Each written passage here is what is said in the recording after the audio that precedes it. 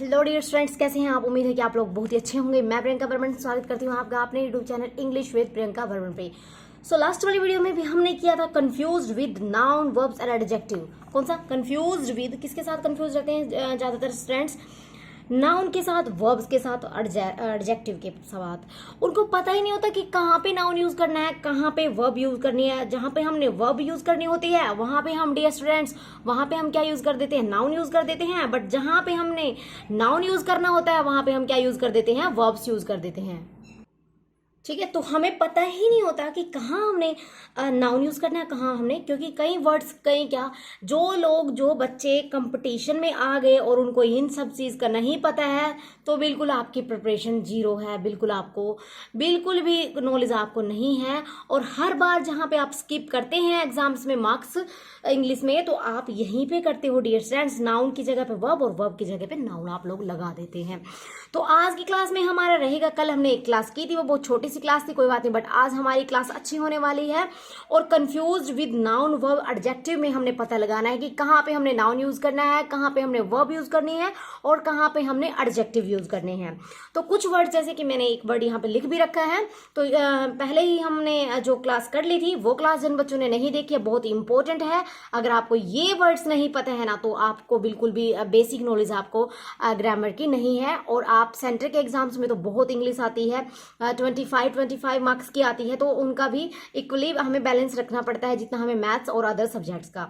तो इसीलिए मैं बोल रही हूँ बहुत इंपॉर्टेंट वर्ड्स है। और कुछ एक वर्ड है, ज्यादा वर्ड हमारे नहीं है, लगभग 40 से 50 वर्ड रहेंगे जो वो हर बार जो इसमें एग्जाम्स में रिपीट होते रहते। तो ये वीडियो आपके लिए है, बहुत ध्यानपूर्वक देखिएगा।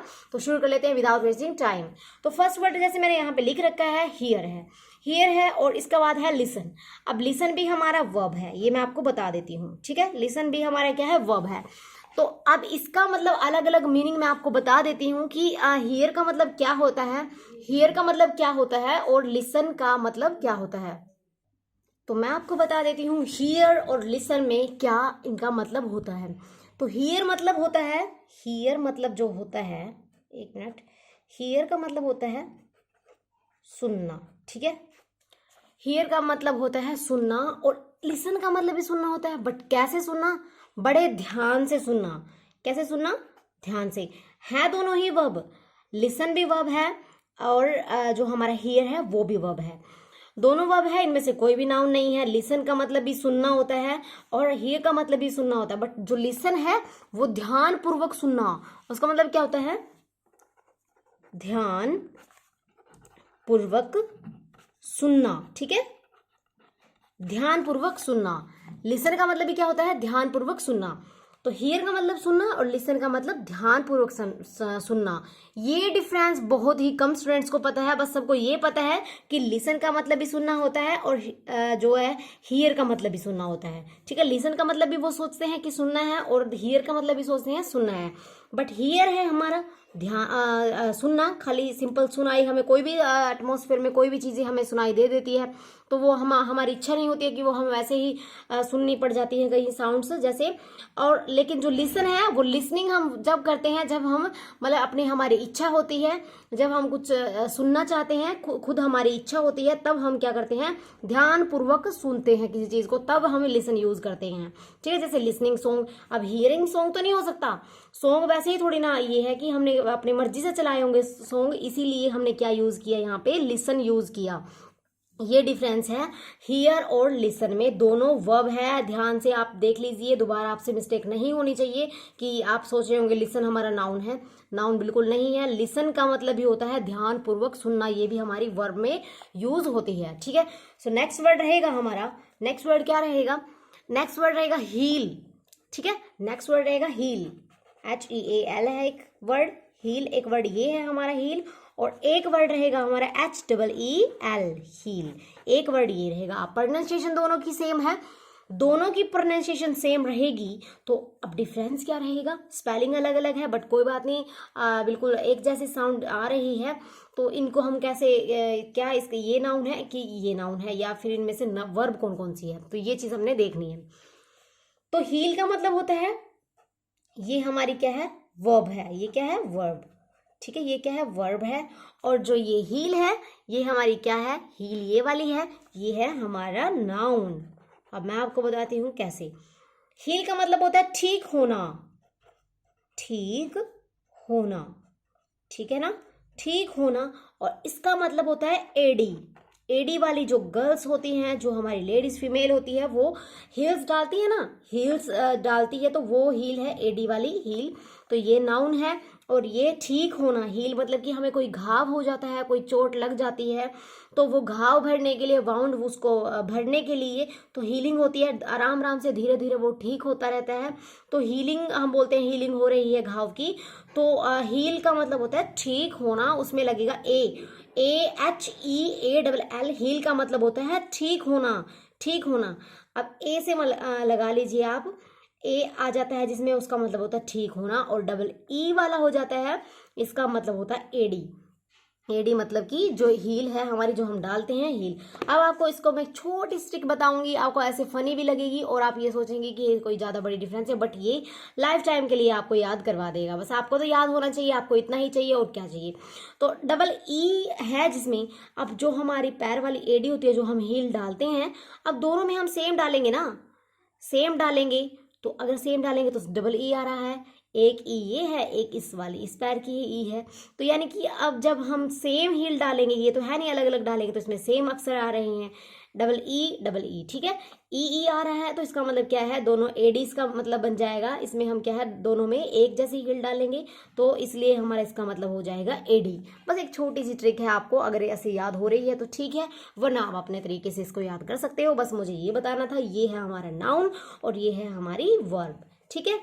इसका मतलब होता है ठीक होना। अब एडी तो है, एडी का मतलब क्या है, एडी है हमारी हील है, पड़ी रही है, कुछ काम थोड़ी ना कर रही है, वो तो एक ऑब्जेक्ट है हमारा। लेकिन ठीक होना एक कार्य है, एक काम हो रहा है, अपने हिसाब से वो काम चल रहा है, चीज़ें ठीक हो रही हैं, हमारा घाव ठीक हो रहा है। तो ये है हमारा, जब काम हो रहा होता है तो वो हो जाती है हमारी वर्ब, और वैसे पड़ा रहे कोई चीज़ ऑब्जेक्ट है तो वो हो जाती है हमारा नाउन। क्लियर हो रहा होगा। नेक्स्ट देख लीजिए वर्ड, नेक्स्ट वर्ड देख लीजिए। नेक्स्ट वर्ड रहेगा हमारा प्रिस्क्राइब। बहुत इंपॉर्टेंट वर्ड है प्रिस्क्राइब, ठीक है ना। ये है हमारा प्रिस्क्राइब, प्रिस्क्राइब, और एक है प्रोस्क्राइब। एक वर्ड क्या रहेगा, पहला है हमारा प्रिस्क्राइब और एक वर्ड हमारा रहेगा प्रोस्क्राइब, ठीक है। बहुत विजिबल हो रहा होगा, मैं आपको बड़ा बड़ा लिख रही हूँ, काफ़ी विजिबल हो रहा होगा आपको अच्छे से। तो पहला वर्ड रहेगा हमारा क्या, प्रेस्क्राइब, और सेकंड वर्ड रहेगा हमारा प्रोस्क्राइब। अब देख लीजिए किसका क्या मीनिंग है। सबसे पहले मैं आपको बता देती हूँ, दोनों ही वर्ब है। अब जब मैं मीनिंग लिखूंगी आपको क्लियर हो जाएगा कि किस टाइप से वर्ब है, और नाउन है तो क्यों नहीं, नाउन नहीं है तो क्यों नहीं है, ठीक है। तो वर्ब है प्रिस्क्राइब का, प्रिस्क्राइब का मतलब होता है, प्रिस्क्राइब का मतलब होता है सलाह देना, ठीक है। प्रिस्क्राइब का मतलब होता है हमारा सलाह, सलाह देना। क्लियर है आपको। प्रिस्क्राइब का मतलब होता है सलाह देना, और प्रोस्क्राइब का मतलब होता है पाबंदी लगाना किसी चीज पे, पाबंदी लगा देना, रोक लगा देना, ठीक है, पाबंदी लगाना, ठीक रहेगा ना ये, ठीक है ना। तो प्रेस्क्राइब का मतलब होता है सलाह देना, काम इसमें भी चल रहा है, सलाह देने का काम कर रहे हैं हम, ठीक है ना, काम इसमें भी चल रहा है। और प्रोस्क्राइब का मतलब होता है पाबंदी लगाना, किसी पे हम पाबंदी लगा रहे हैं तो काम इस पे भी चल रहा है। ये सिर्फ कोई नाउन नहीं है, पाबंदी अगर हम लगा रहे हैं तो इसमें भी काम चल रहा है, इस पे भी हम एफर्ट डाल रहे हैं, पाबंदी लगाने के लिए काम कर रहे हैं इस चीज़ पे भी हम। तो ये इसका मतलब होता है प्रोस्क्राइब का पाबंदी लगाना, ये भी हमारी वर्ब है। और प्रेस्क्राइब का मतलब होता है सलाह देना, तो ये भी हमारी वर्ब है। क्लियर होगा आपको सेम सेम वर्ड दिख रहे होंगे। आप एग्जाम में इन वर्ड्स में बहुत परप्लेक्स होते हो, बहुत कंफ्यूज होते हो, बहुत उलझन में होते हो, तो अब के बाद आपको ये ऐसी कंडीशन आपकी नहीं आएगी, ठीक है ना। तो आपको अगर एक बार स्क्रीनशॉट इनका लेना है तो ले लीजिएगा। और फिर उसके बाद हमारा नेक्स्ट वर्ड रहेगा, नेक्स्ट वर्ड हमारा क्या रहेगा, नेक्स्ट वर्ड हम देख लेते हैं एक बार। फोर्थ वर्ड जो हमारा है, नेक्स्ट वर्ड क्या रहेगा, एक मिनट। नेक्स्ट वर्ड रहेगा हमारा एल्यूड और इल्यूड, ठीक है ना। क्या वर्ड रहेगा, क्या वर्ड रहेगा, ALLUDE, ये वर्ड है हमारा एल्यूड। ये वर्ड रहेगा हमारा एल्यूड। और फिर है हमारा इल्यूड,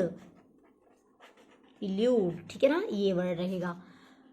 तो फर्स्ट वर्ड रहेगा हमारा एल्यूड और ये है इल्यूड। अब दोनों के मतलब मैं आपको बता देती हूँ, आपको अपने आप से ही पता चल जाएगा कि कौन सी हमारी वर्ब है और कौन सी हमारा नाउन है। तो ठीक है, अब इसका मतलब होता है से बचना, किसी चीज से बचना। अगर हम किसी चीज से बच रहे हैं, कोई भी चीज कर रहे हैं उससे बच रहे हैं हम, तो उसका मतलब होता है इल्यूड। और एल्यूड का मतलब होता है, किसी चीज के बारे में, के बारे में संदर्भ में उल्लेख करना। मतलब के संदर्भ में, कैसे, के संदर्भ में उल्लेख करना, ठीक है ना, ये वर्ड है। तो एल्यूड भी हमारा क्या है, अब हम के संदर्भ में अगर उल्लेख कर रहे हैं किसी चीज का, तो वो क्या है, काम चल रहा होगा, कोई नाउन तो आपको प्रतीत नहीं हो रहा होगा। अब तो आपको थोड़ा सा समझने में दिक्कत नहीं हो रही होगी कि कौन सा नाउन है, कौन सा वर्ब है और कौन सा एडजेक्टिव है। तो अभी तो सिर्फ हमारे नाउन और वर्ब्स ही चले हुए हैं, फिर एडजेक्टिव कोई आता है तो उसके बारे में मैं बहुत अच्छे से आपको क्लियर करके बताऊंगी। तो के संदर्भ में उल्लेख करना मतलब कि काम कर रहे हैं हम, और इल्यूड से बचना, तो बच रहे हैं तो काम कर रहे हैं ना, काम कर रहे हैं, तो इसका मतलब भी क्या हो जाएगा, ये भी हमारी वर्ब है। ठीक है, ये भी क्या है, हमारी वर्ब है। ठीक रहेगा, ये भी क्या है, हमारी वर्ब है। तो ये वर्ड हो गए हमारे। उसके बाद हम देख लेते हैं हमारा नेक्स्ट क्या वर्ड रहेगा।